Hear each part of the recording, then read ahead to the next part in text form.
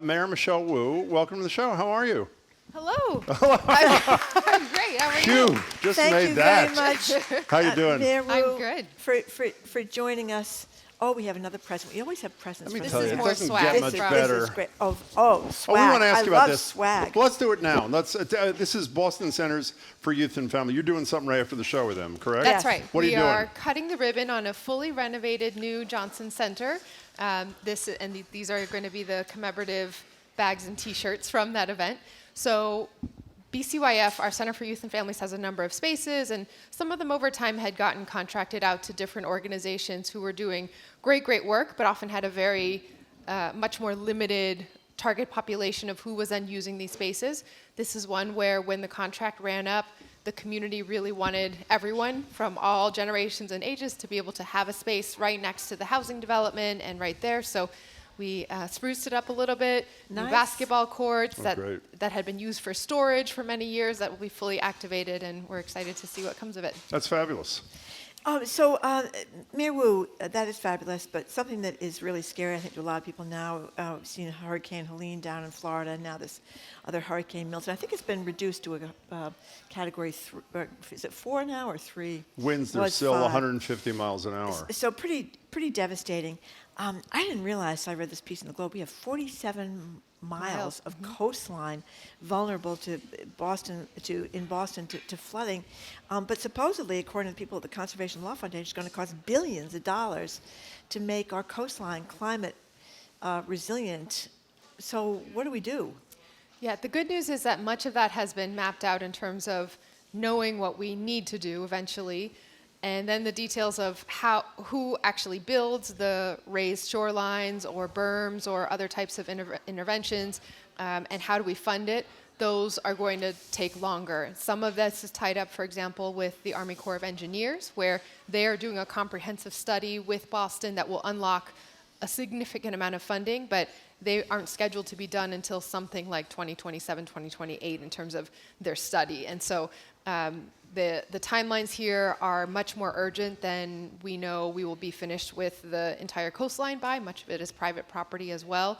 So we have to be ready now for what might come any day. And as we see all the images from Florida and North Carolina and all the states along the coast there, the difference between having some version of ready-to-go deployable flood barriers versus trying to fill sandbag for days and not making it in time, we're not willing to take that kind of risk. And so we're starting now, coordinating with different property owners, and we did a first-in-the-nation Deployables Day a couple weeks ago that highlighted how with airtight, metal, watertight, barriers deployed in front of T-station entrances or public buildings or major downtown residences, we can do a lot to actually provide that first step in protection. So Can we they're up talk to about- they're like 4 to 6 feet tall, I read, and they supposedly keep the water from going down like into the blue line there by the aquarium station. Yeah, by City Hall Yeah. and areas in East Boston, and it can take just a couple hours to assemble it. They're ready to go, and they're only there when we know we need them. And there's a video online that our climate cabinet put out if anyone wants to learn more. Okay, so the Army Corps of Engineers is doing the study with Boston. Theoretically, it would, depending on the results, unlock billions in federal dollars, and you're nodding in agreement. As you said, maybe in 2027. Let's assume I don't mean this facetiously, I mean it seriously. Let's assume a climate denier is president of the United States and runs the federal government in 2027 when the Army Corps of Engineers said Boston needs X billion dollars. What happens? We are doing everything possible to avoid that scenario. I think in some ways we saw federal agencies where they could, the kind of rank and file staff or those who were longtime employees doing what was possible under the last administration that is trying to run under the former Trump administration. But they were far less prepared in 2016 to implement what I think they are envisioning now, right? Project 2025 lays it all out, and it's going to go a lot deeper than it did last time around even. So we have, it's impossible to overstate how much funding, resources, technical support has come from this current federal administration directly to Boston to be deployed on a number of areas. And it's sometimes people think about these elections just as ideology or things that are very, very important as well. But it really, at the city level, boils down to dollars that have created infrastructure, created programming that makes a huge difference, and we can feel it on all levels, from the existential nature of our democracy and it continuing, down to whether we will have the ability to protect our residents from the scenarios that we need. We're talking to Mayor Wu. She'll be with us till 1 o'clock at 877-301-8970. We have some breaking news. What's I that? often don't get to say that, but we have a little breaking news here from the New York Times. They're talking about the Biden administration having just unveiled a landmark EPA rule to require water utilities to replace virtually every lead pipe in the country within 10 years. What do you think? Well, can I just say what I think? The good news is 10 years, which will give the Supreme Court plenty of time to reverse it. But assuming it doesn't, I'm sorry, Mayor Wu, go ahead. So much of what we are, I think it's great that there's this window where a lot is still getting on the books in terms of precedents and laws and programs that are getting launched. And there are often processes that can take time to unwind, so getting things going is still really important. Much of this, I hope we will continue to benefit from, and that it could unlock more funding, but Boston is already pursuing this and has been for a while now. There is now currently a program run through the Water and Sewer Commission where anyone who first you can go online and see a map of where there are still lead service pipes into homes or other buildings. And then in just the last couple years, there's now full funding available to be able to replace them for free or with no interest loans. So please check that out. Let's take some calls. Caroline in the South End, you're on with the Mayor of Boston, Michelle Wu. Welcome. Hi. Hi. My question is, thank you for taking my call. Sure. I'm a landlord, and I keep getting summonses and tickets from inspectional services because of rat problems in the alley. What is the city doing? Because I keep asking the inspector what the city is doing to help the landlords, because all I can do is pay for an exterminator and keep filling the holes that the rats make. And it's very frustrating because nothing's being done other than me paying for exterminators. And I heard last night on the news that in Cambridge, they're giving the rats birth control. And also, I heard on NPR that in Alberta, Canada, they got rid of all the rats. I forget what they did to do that, but they did that. And I don't know what the city can do or should be doing. Let's hear from the mayor, Caroline. Thank you for your call. Thank you, Caroline, for taking the initiative of following through and doing what you can as a landlord, and I know that goes a long way for your tenants and for everyone in the neighborhood. If you are curious, there is a lengthy report called our Rodent Action Plan that's available on the city website. It's also linked to our social media, and in fact pinned to my Instagram as one of the evergreen posts right at the top. This was commissioned with a national expert, or rodentologist, I will say, who has steered many cities in identifying the strategies that are specific to different parts of the city. We are actually experimenting with some of those same methods that you had mentioned. Jamaica Plain ran a pilot around birth control as well for rats. There's constant deployment of different techniques that are safe for animals in the larger ecosystem, but also meant to reduce the rat population. But the underlying issue is that we have to get at the food sources, and that has shifted through the pandemic and beyond as more people are at home, more people are eating at home instead of just out at restaurants, and the patterns in terms of where the rats then also moved followed that. And so we lay out in that report different ways that we should be tackling residential neighborhoods versus parks versus sewers and all the different places.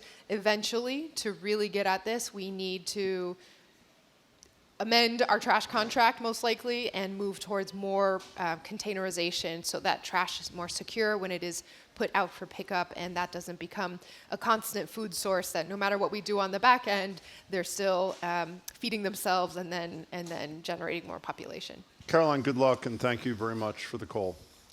We have a text about the MCAS exam, and apparently it's going to be a big winner getting rid of the graduation requirement, at least according to David Paleologos, who's a pollster at Suffolk. They do a really good job. Here's what the texter asked. Mayor Wu, does question 2, that's getting rid of the MCAS's graduation requirement, have to be all or nothing? Can we have some students who graduate with an MCAS degree and some who graduate with a high school degree? What are your thoughts, says the texter. Yeah, I mean, this is why it's complicated to do things through ballot initiatives sometimes. There's the immediate deadline, which sometimes can feel like such a benefit when legislative processes can be complicated and drag on and potentially not come to a resolution.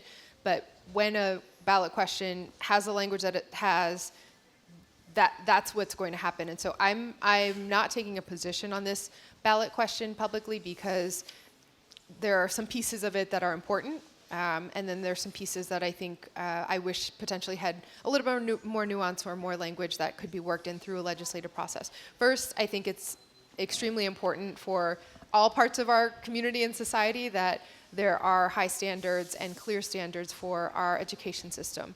And when you have the ability to assess how students are doing in a classroom, that's great feedback for educators, that's great feedback for schools and for cities around what resources need to be deployed. Tests should not be used in a high-stakes way, especially in a one-size-fits-all mechanism that I think we clearly have identified. The MCAS presents some problems when it comes to students with different types of learning needs and how that then impacts the larger diagnostics and the larger stakes that could be attached to it. In Boston, for example, we have MAP testing that is used. We have an IB program that is based on accumulating stackable credentials and capabilities that are defined more by the type of skill rather than checking the box on a certain number of questions answered correctly. So I think we're trying to design a school system that meets the needs of each type of learner, that also gives the feedback and creates consistency across standards. But for a ballot question that just is basically all or nothing with the promise to set up a commission to then figure it out afterwards, I wish there were more detail up front. So I have 2 questions about that. One, I don't understand why you think a leader doesn't have a responsibility to say what their position is on a major public policy issue that affects so many people. I mean, I assume the reason you're telling people you're voting for Harris is because you think Harris would be a great president and Trump would be a disaster. Schools really matter, and we read that statewide, including Boston, the results in the most recent MCAS tests show students trailing their pre-pandemic peers in almost every category. They wrote about Boston. Despite a much, this is a quote from the Globe, despite a much ballyhooed reading level, Boston fell further in readings. This is a pretty central thing. So why did you decide that not saying what your vote would be was okay? I am torn about this ballot question. But you're going to vote, right? There are elements that I think are important around the need to reflect the diversity within our learning communities and the negative consequences that can happen when a one-size-fits-all standard can be applied. But I'm not comfortable with the alternative that this puts in place in terms of what would replace that to maintain high standards. There is no alternative. Would I be wrong to say that? They would set up a commission, I think, to explore things down the road. That sounds like a no voter to me. Why I don't.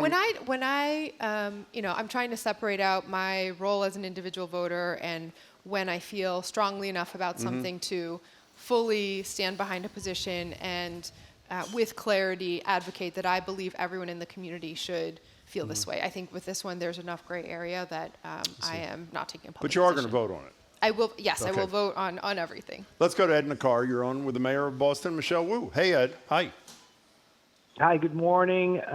Thank you for taking the call. Sure. I'm a supporter of the mayor, but I'm calling this morning about a serious concern I have about our need to support free speech and protest as balanced against those folks crossing over a line and taking over bridges and main thoroughfares, as we saw this weekend on Storrow Drive, a few weeks back in Government Center, and a few weeks prior to that on the Harvard Bridge.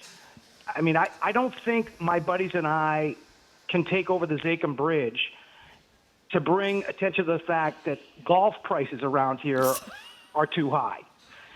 Okay. Now, at the same time, here we have people breaking the law in the spirit of free speech, but breaching over those of us law-abiding citizens that are just trying to move on with our day.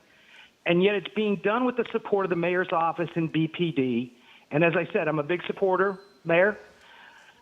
But I'd love to know why we are allowing folks to break the law and intrude against our rights as law-abiding citizens and not being able to just drive up Storrow Drive.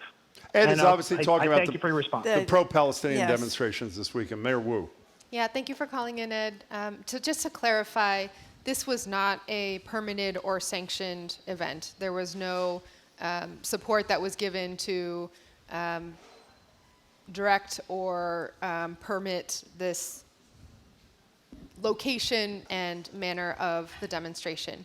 As you point out, free speech is incredibly important everywhere, but especially in Boston and throughout the Common or Copley Square, when Copley Square will be open back again. I mean, there are thousands and thousands of demonstrations that occur safely, without incident, and that is an important part of our democracy.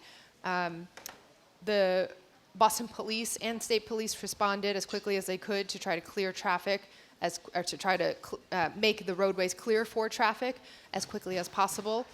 They did not have notice that this was happening, and therefore were responding to it in real time. And when there are so many people, they were moving as quickly as possible to be able to do that, but it was a very different environment and setting than a permanent event that requests police support or escort to keep roadways clear so that a parade can happen, or even a potential demonstration along certain roadways, or one that would be in a location like a public space that would not infringe on traffic and all of that. So this was not something that the city had signed off on in terms of blocking roadways. Are you comfortable with, John King is going to join us at 1 o'clock, and he just came back from Michigan where he interviewed some students who say they would I'm paraphrasing, they would otherwise be a Harris supporter, but they can't support her because of what the Biden administration has done or not done in Gaza. Are you comfortable with the position that Vice President Harris has taken on the situation in the Middle East? I think she is continuing to define more of that, as I'm trying to read as much as I can about the various platform initiatives that are still coming out from the campaign. And I think, I was there at the Democratic National Convention where in her acceptance speech she did mention and devote some time to her position there, which acknowledged the atrocities that even just yesterday we were remembering the 1-year anniversary of the terrorist attacks that led to more than 1,000 lives lost, and also demanding the peace in the region, safe return of hostages, and a humanitarian solution to the horrific unfoldings in all the months since last year. So I think that is, she is doing her part as vice president and also as a presidential candidate to be clear that we need to resolve this situation as the United States playing our role in that. And the heartbreak continues with now tens and tens of thousands of lives that have been taken, of civilians, of children, of community members, and holding the pain of all the communities that have been impacted by this, abroad and here locally as well, is incredibly important as we continue to make sure that Boston is a safe city for everyone and a safe city for people to express their views. Mayor Wu, we've talked a lot over the years about the fact that the MBTA closes too early for a lot of workers that are working in restaurants downtown, or they're working in clubs downtown, places that stay open late. So we have a little sound from MBTA General Manager Phil Eng. We call him the perpetually upbeat, Ted Lasso-like head of the T. He talked to us about late night service when he visited Boston Public Radio a while back. Here he is. I have been talking with my operations folks regarding the potential for later night service. One of the things I'd like to do is see how we can improve, as I think I mentioned earlier, off-peak service in general. I think those areas are something I need to look at and I want to look at. I come from a system that was 24/7, and I also know that maybe the ridership is not as strong during those periods, but those people that use the system during those periods do it because they need to. So what do you think? I am Phil Lang's #1 fan. Every time I keep texting him the images that have been edited where his eyes are the 2 red lasers, able to cut through the slow zones and everything that's happening. I just shared at the Chamber of Commerce very recently that obviously there's still more work to be done. The MBTA remains, the lack of reliability remains one of, if not the biggest barrier to downtown being fully activated, to people coming back to work and moving around, and there's so much to catch up on. But compared to 1 year ago, when we were at 27% of the subway system subject to slow zones, we're at 6% just a few days ago. And with the Orange Line now going through the major overhaul too, that will be another big chunk fixed up and ready to go. I've heard great reports that the Red Line is much faster now that they have gone through and combed and taken out all of the slow zones and resolved all that. So he has a huge plate of work in front of him that his team are working through very, very intensely. They've done all the pieces to be able to make that possible, built up their workforce, renegotiated contracts to be able to recruit and retain talent, are putting that to in very specific and targeted ways to deliver tangible results for residents. And this example that you just played, I think having the context where it's not just theory to him that, we need late night because it's important for X, Y, Z, but he's been part of a system and has seen the logistics and all the pieces to actually make it happen. And that I think is the most important part of why his leadership has been so effective. You'd like to see it come back? Oh, yeah. I mean, right now, what is distinguishing cities as places where people, let me back up and say, we're in a economic transition everywhere where people can live where they want to live, Zoom sometime more often than not into work where they want to work, and that's changing everything about what cities are for and how to make sure that vibrant cities continue to draw people in.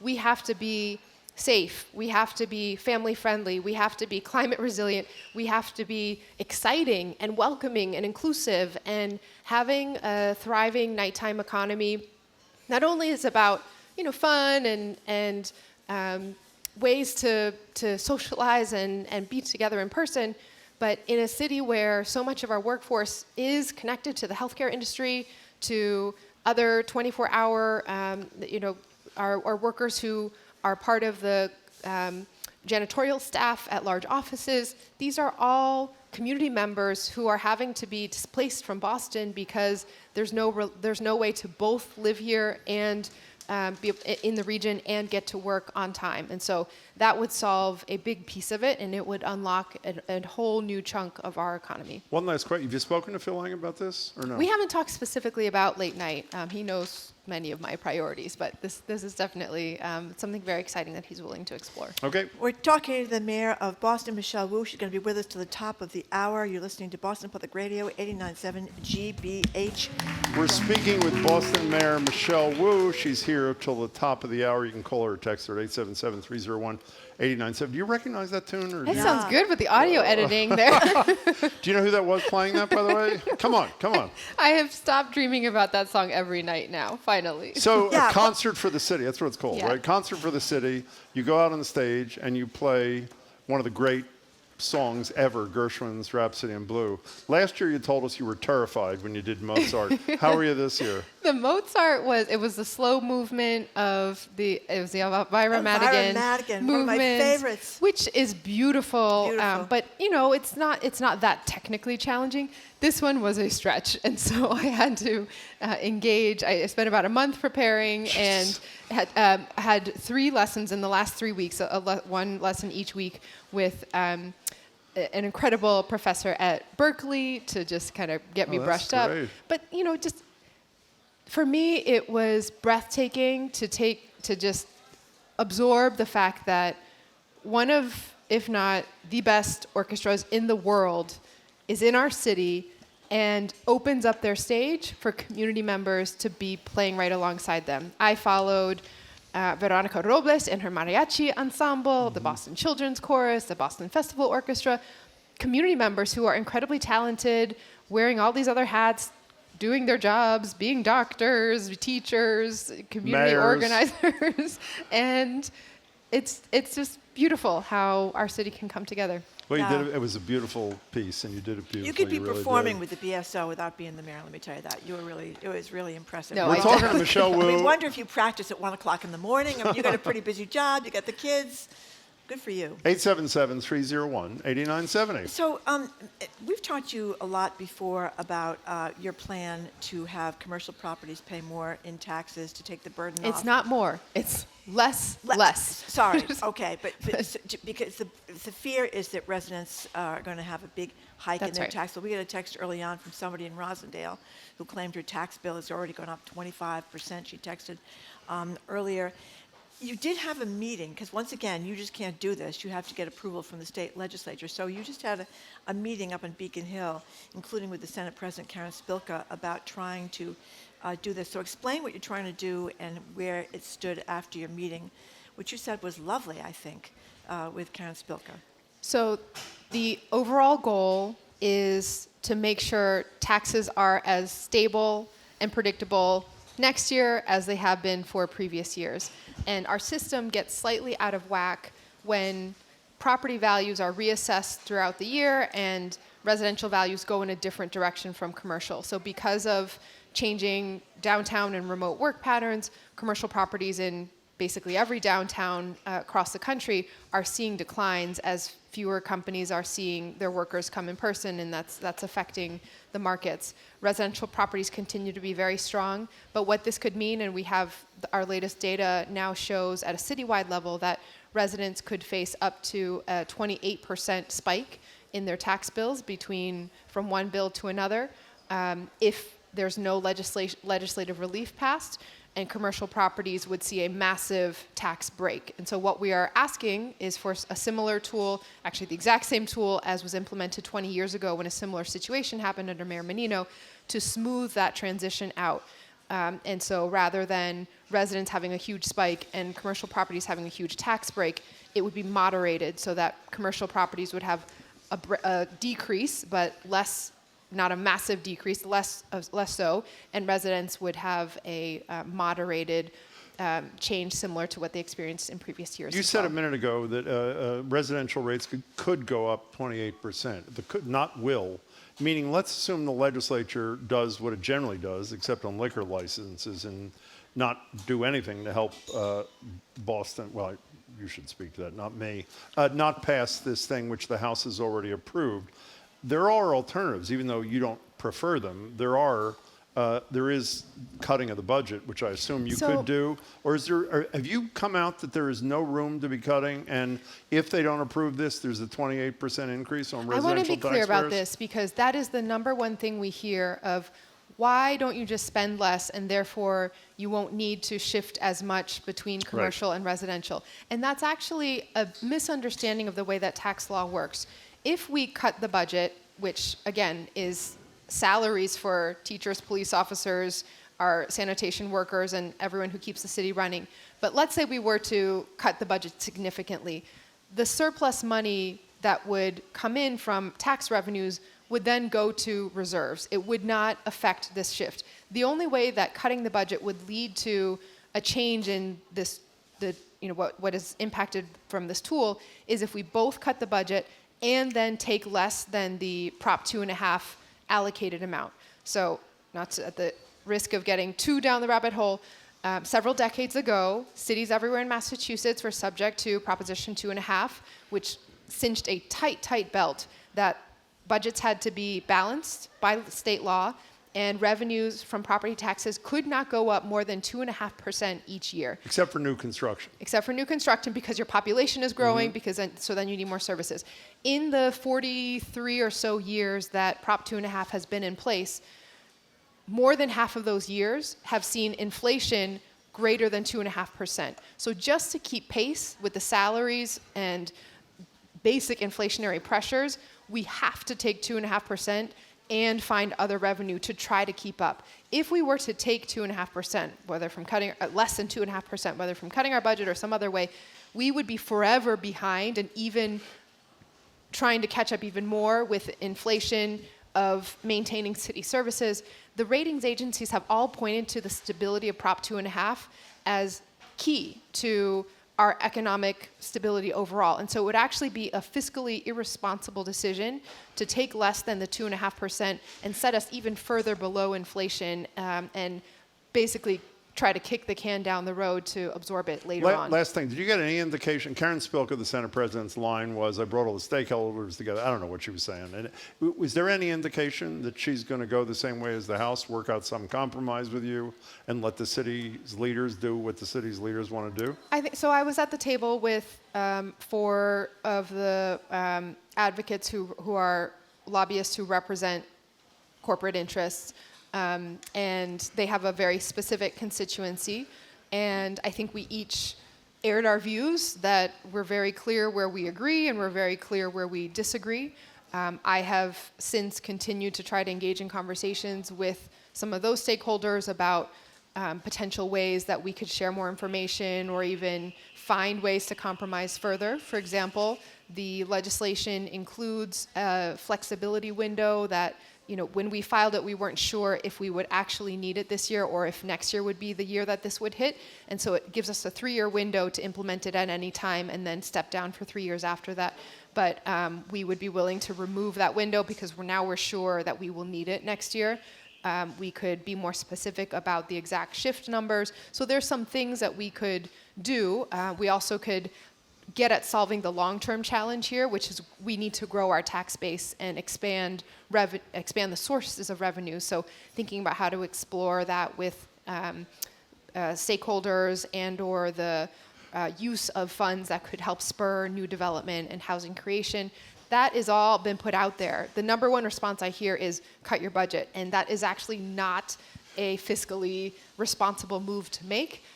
Nor one that that I think actually even the business community wants to have happen, because that would mean cutting the services that they rely on for creating the safest and most vibrant business environment. And no follow-up with Spilka scheduled yet, I assume? Nothing is no meeting has been formally scheduled, but we are, we're at the point now because tax bills have to be finalized by late November with the city council and then sent over to the state for final sign-off in December to be able to be mailed out early January. So we're at the point now where we need to start really letting residents know what is going to happen and helping people prepare for what could come. Keegan in Jamaica Plain, you're on with Mayor Wu. Hey, Thanks Keegan. for calling. Hi, can you hear me? Sure. Yes. Great. Hi, Mayor Michelle Wu. I just wanted to ask if you had the chance to read the Ban Cell Phones Now article in the Globe magazine recently and ask if you have an opinion on banning cell phones in schools for students.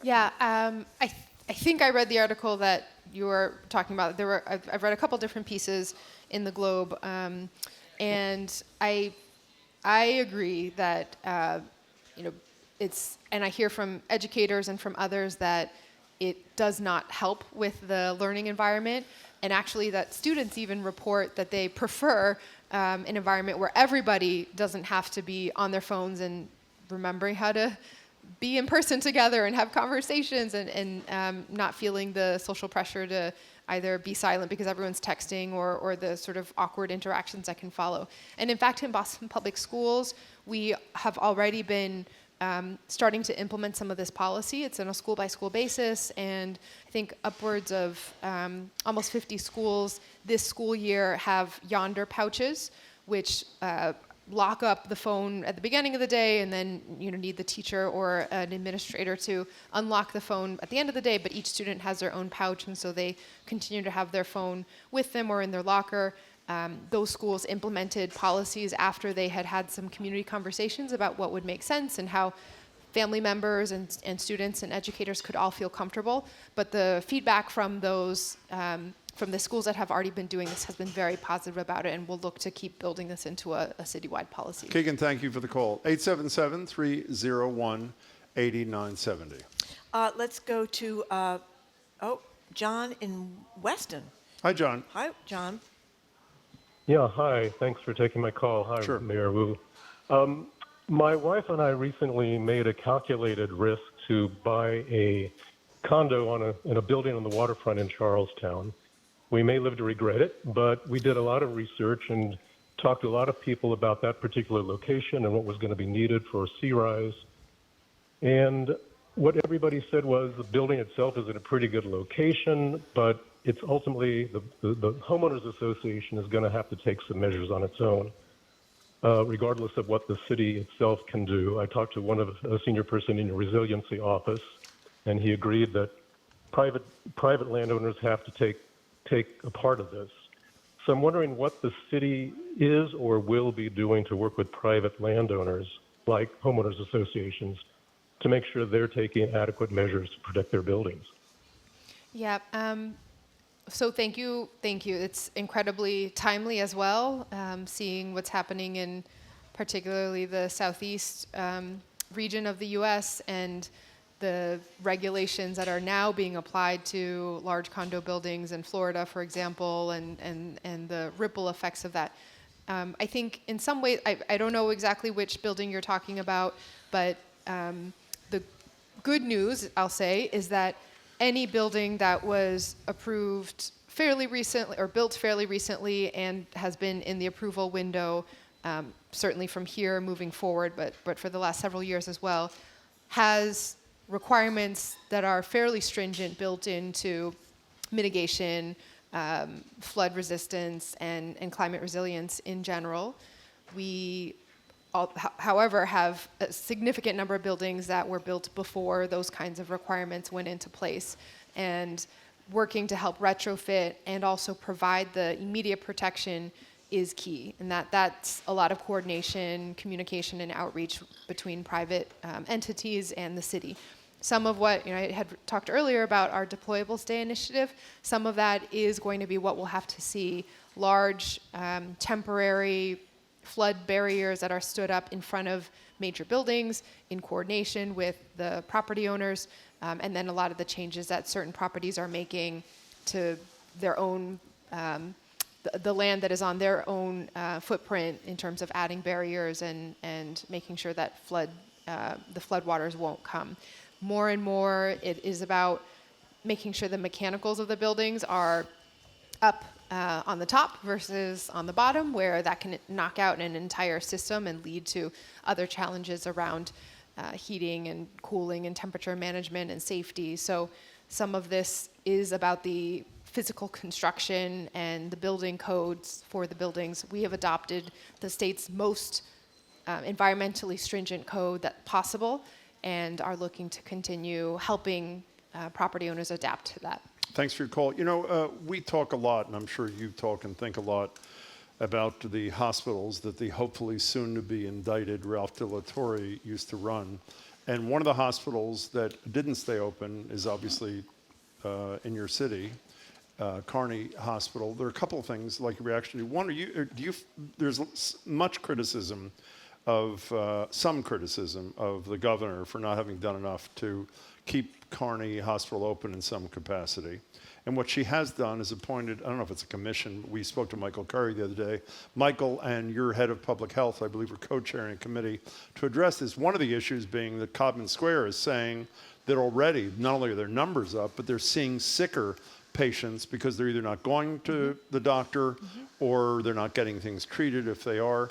So are you happy, are you content with how the state handled this, and are you content about where things are now for the people who depended upon Kearney? Well, we've just released the names of the amazing leaders who are participating on this commission that will meet several times over the next 90 days or so, and then issue recommendations back to the governor and myself. I think the situation is very different at each of the particular hospitals, but from what I gather, and certainly what the commission will be able to dig into more and then share with the public, because I think that's been a little bit of gap in terms of public understanding of the exact differences between the different properties. From what I gather, the patient count was so low, the inpatient count was so low at Kearney that it was a very vastly different financial situation, and the driving reason why no operator was able or wanted to bid on that. They could not see a financially sustainable plan to keep it operating in its previous form, which was a full-scale inpatient hospital where, frankly, there weren't that many patients staying in the beds. Now, certain types of services were very, very heavily used. The emergency room, imaging services like colonoscopies and mammograms, primary care, outpatient care, but inpatient as part of the financial picture that hospitals or healthcare operators have to put together, that was a big piece of it, plus the what I'm told are facilities deficiencies that to get it up to the scale of the latest technology that needs to be used in all of these settings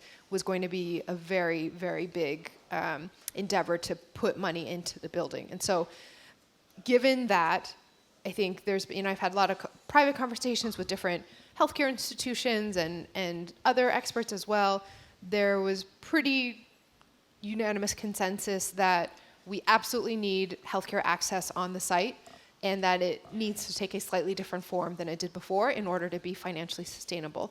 And that's what the work of this commission will do. And so the first step, I think, is to identify what gaps have been left, to hear from all those in the area who are seeing in real time what has happened, to then put together a plan for what services would meet that gap and who could provide those, and then to cost it out and figure out how to fund that and make that happen as quickly as possible. So you think the governor's decision not to intervene to keep it open was an unavoidable decision, based on I think what if you know? the state had intervened, it would have required such scale of continued and ongoing subsidy and still would have eventually needed some kind of resolution to what services were on site. And so whether that happened with the state being able to sustain that during that period, or to try to, as quickly as possible, resolve it with this very, very harmful gap in the meantime, that was a question of affordability from the state. And I don't have a clear eye into all their finances, but it sounds like it would have been of a scale that they could not afford. One thing I wanted to touch on, Mayor Wu, we've talked a lot about how liquor licenses have been historically really, really expensive, and a lot of mom-pop restaurants and neighborhoods, Mattapan, Hyde Park, et cetera, have been unable to get the licenses. So you're doing something with liquor licenses to try to ameliorate that problem. What's happening? Well, we're very excited that 225 new liquor licenses are coming to Boston, released over a period of different batches over 3 years. And most of these are tied to specific neighborhoods and will return back to the city rather than adding to the private transfer that can inflate the prices up to $500,000, $600,000. So these will create opportunities in the neighborhoods that are most underrepresented and underserved in terms of restaurants and establishments. And our goal is to learn from experiences that the city's had in the past. More than 10 years ago, there was a similar program with fewer restrictions on it, but then all the licenses ended up, one way or another, getting pulled to high foot traffic areas in the city that already had many restaurants. And great to add restaurants everywhere, but we really want a goal of this program to ensure that there's equity in the neighborhoods and to create the vitality that sometimes, when you ask someone what makes your neighborhood special, more often than not, they will point to that place that they go to hang out, be with their friends, celebrate with family. And some neighborhoods have such a lack of options because liquor licenses have been an impediment. So there will be multiple rounds of applying so that we have a clear rubric that will make sure that some of these goals are represented in how the licenses will be given out. And they will happen in rounds so that it's not necessarily just first come, first serve of whoever has the resources to be ready to go will be first in the door, and that this, I think, will achieve all of the goals that we're hoping for. Mayor, we have seen you in action campaigning first for Biden, and you've been very active campaigning for Kamala Harris. With exactly 4 weeks to go, the race is a virtual dead heat. Why is that? I'll tell you, that was the number one question I got when I was at the Vatican with the governor for the climate summit from scientists all around the world who are experts in climate. And all they wanted to ask me was, why is the election so close in your country? I think people are very disillusioned by government in general right now, and it extends beyond any particular politician or level of government or public program. It's this sense that it can feel so daunting, and the gaps are so big, and they're getting worse, and it puts more burden. I mean, we really have to hold ourselves accountable in the public sector to say, are we delivering?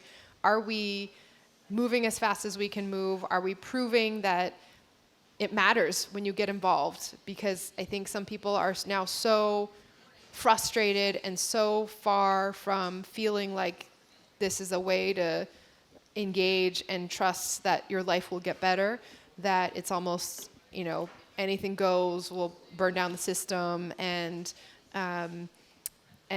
that feeling of disenchantment and fear and anger, I think, is driving a lot of the political conversation. And so I keep saying, we just had a number of rallies over the weekend and events all over the place. We need Massachusetts and Boston to come out as well.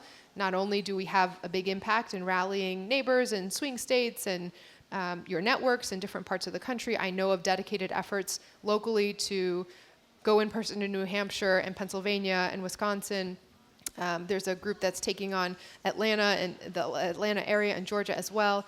But we also need the popular vote to be as big of a margin as possible for what inevitably will still come after the election. You talked about people losing trust in government. You've been doing this for 3 years as mayor. How good a job do you think you've done at having people in Boston who had doubt about government hearing them? How good a job do you think you've done at restoring that connection?